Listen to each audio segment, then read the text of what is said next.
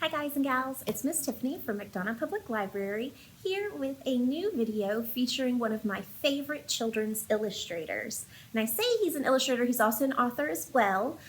He does a lot of work with other authors in illustrating their stories, but just the other day I received a brand new book from him this year, and it made me think, you know who really needs a video to get the word out there about how awesome his artwork is?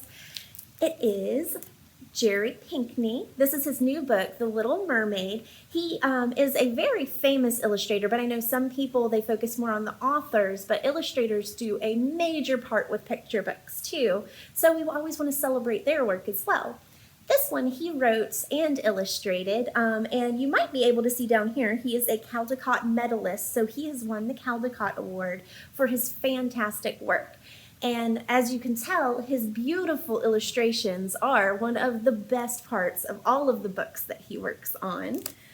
This one is, again, a brand new book, so I'm going to read the inside. Even though most of us know the story of The Little Mermaid, sometimes he does some alterations to fairy tale flips. Let's see if this one is the traditional story that we know, or if he has added his own little twist to it. Melody. The littlest sea princess is not content just to sing in the choir of mermaids like her sisters. She is an explorer who wonders about what lies above. The strange ships, the sun, the creatures of the land, and especially the girl she spied from a distance. To meet her requires a terrible sacrifice, but the mermaid agrees, and it seems like a dream come true. But when trouble stirs beneath the ocean, Melody faces another choice. Stay with her friend, or reclaim her true identity and save her family.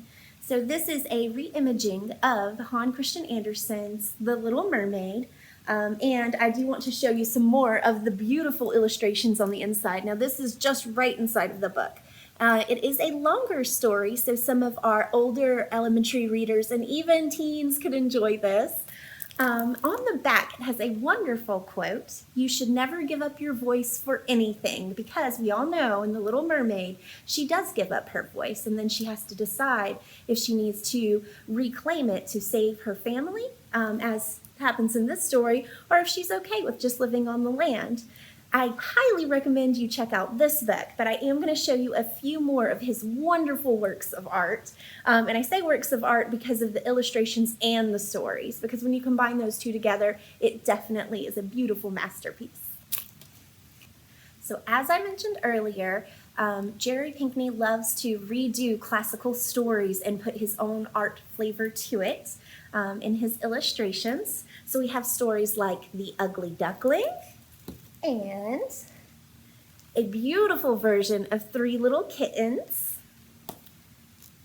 We have The Little Red Hen and The Grasshopper and the Ants. And all four of those are traditional stories, just like his Little Mermaid. And he has added his own spin to it in the illustrations to put together and make a beautiful piece of work. He also writes, these books that I just showed you are in our picture book section, but there's another section his books can be found in, and it's the nonfiction section. Some of you are like, wait a minute, those are fairy tales. There is a full section of fairy tales in nonfiction, and it is under 398.2. You can actually see it on the spine label of the book. There's numbers, and 398.2 is what begins our fairy tales, folk tales, and fables. And they come from all around the world. This is John Henry it is by Julius Lester, but Jerry Pinkney did the illustrations. Remember earlier I said he partners up with authors and puts his artwork with their stories? It really brings it alive and helps tell the story. Many of you might know the story of John Henry. This is one of my absolute favorite versions of it because the pictures are so fantastic. And then another story he has in our fairy tale section is a very, very beautiful version of The Lion and the Mouse. And inside, if you don't know the story of the Lion of the Mouse, then you should definitely read this version because the artwork is so beautiful. So those are the two stories of his we have in our fairy tale section, the 398.2s. But I do want to share some other ones with you because that section, since it's not with our picture books, doesn't get as much love as it should. And I really want to see people checking these out more often. So I picked out a few other ones. Now these are not by Jerry Pinkney, but they are ones that you can definitely enjoy. We have a lot of versions of Cinderella. This one is the Korean Cinderella by Shirley Climo and illustrated by Ruth Heller. It adds a beautiful Korean, all of the culture into the illustrations. So check it out and read it. And we also have several other Cinderellas you can compare it to. We have Little Rojo Riding Hood by Susan Middleton Ellia and illustrated by Susan Guevara. I hope I said that correctly, but it is Rojo is Spanish for red, so it's probably got some Spanish stuff in here. You could check it out and find out.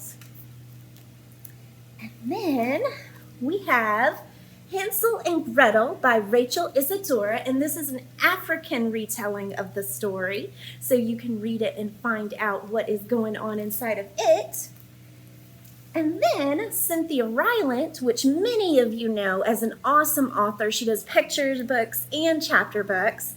She has written a version of Sleeping Beauty, and the pictures are by Erin McGuire. So if you check this out to find out Erin's beautiful artwork to go with Cynthia's amazing stories, I hope you will enjoy it. All right, guys and gals, this has been a featured illustrator book talk featuring The Little Mermaid by Jerry Pinkney, his new book, and some of his other titles, as well as our nonfiction section.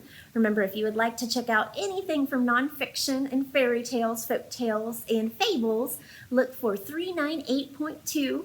Most libraries follow that code in their nonfiction section. If you need help locating anything, always ask an assistant and they'll be happy to help you.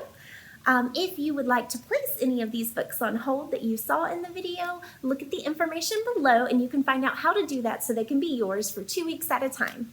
Until next time, have a great day. Bye.